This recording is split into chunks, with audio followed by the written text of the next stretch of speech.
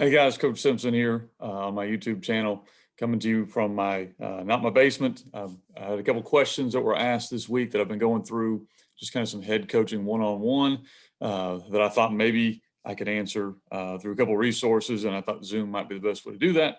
So I'm going to record, kind of share my screen here in a little bit and show some of the things we try to do and that I've taken from coaches that I've learned from. If you got more questions when this is over, you can email me at fbcoachsimpson at gmail.com, or you can find me at fbcoachsimpson on Twitter, find me in the Facebook groups, or you can go to my website, fbcoachsimpson.com, where a lot of these resources will be found. So I'm going to share a couple things from my book, Find a Way. It's a book that I put out to try to help coaches that are either just getting into the world of being a head coach, or maybe guys that are taking a new job, and something I went back and actually read as I took a new head job at Cersei. But one of the questions I got asked when I put out kind of some feelers about what you guys would like to hear was on how to use your staff.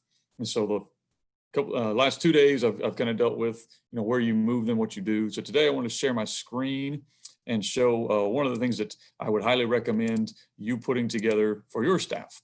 So this is probably a couple of years ago, a coaching responsibility sheet that I put through. Just want to highlight a few things on this, if I can blow it up a little bit for us. Okay, so as you're working with your staff, there are a couple different places you need to work and understand that need to be taken care of. So the first thing is, obviously, you've got to have who's going to coach what positions. Most people kind of know that, and I dealt with that in a previous episode on this channel. You can go back and watch it if you want to. Some of the other things that you want to make sure you're taking care of are these big ones here, these kind of second ones as administrative responsibilities, things that have got to get done, that if as a head coach you don't delegate or you're not very specific with who is supposed to do what, they will all fall on you. And so it's something that you want to make sure you maximize your staff for. And I'm not going to go through everything we've got on here. You can take a screenshot of this and come back to it later if you want to, or I believe this actual document and template is on my website, FB Coach Simpson. But you can kind of see on here administrative responsibilities.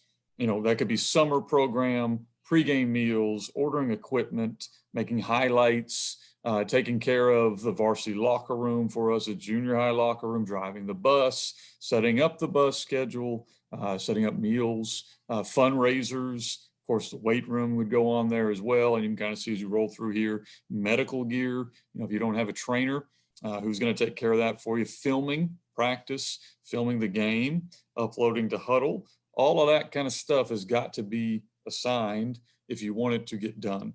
Okay. Then you also are going to have responsibilities every day of practice, kind of those practical responsibilities that I've found a lot of times as a coach. If I don't assign, I get really frustrated down the road because it doesn't get done. Things like organizing your 7-on-7s as far as who's going where with what position, running your scout team, scripting. That usually falls as a coordinator, working with the scout team on the other side of the ball is something you need to be very specific with. Specialty period, who goes where, who's doing what inside of specialty. Nothing drives you more nuts as a head coach than to specialty going on or special teams going on and wasted time. So being specific in that of who does what helps a lot with that. You can kind of see I've got different guys that go at different places. And so cleaning up the field when the practice is over, setting up the field when the practice is going, all of that stuff has got to be done.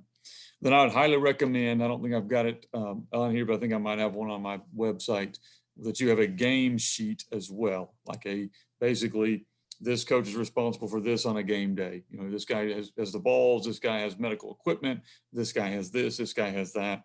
Having that all done. And we modify this with Google Docs now, Google Sheets. It's very easy now to share something like that out. The way I put it to my coaches is, hey, help me out a lot here because, as a head coach, a lot of times we're always looking to add coaches to our staff. So when you go in and talk to the administration, they're going to want to know why you think you need to bring in another coach. What is your need for that? And so having these documents available will help you a lot of times to go in and be able to explain why we're short a coach, what are some areas this guy's doing.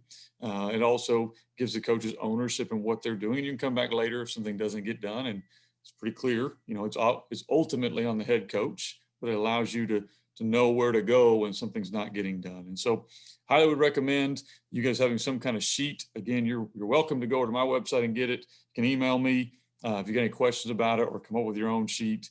But I would recommend helping to delegate out responsibilities is a huge thing that I didn't do very well, didn't know about as a young head coach. As I've grown and gotten older, I've recognized the need to do that. Appreciate your time, guys. If you haven't already, you can subscribe to this channel just by clicking below.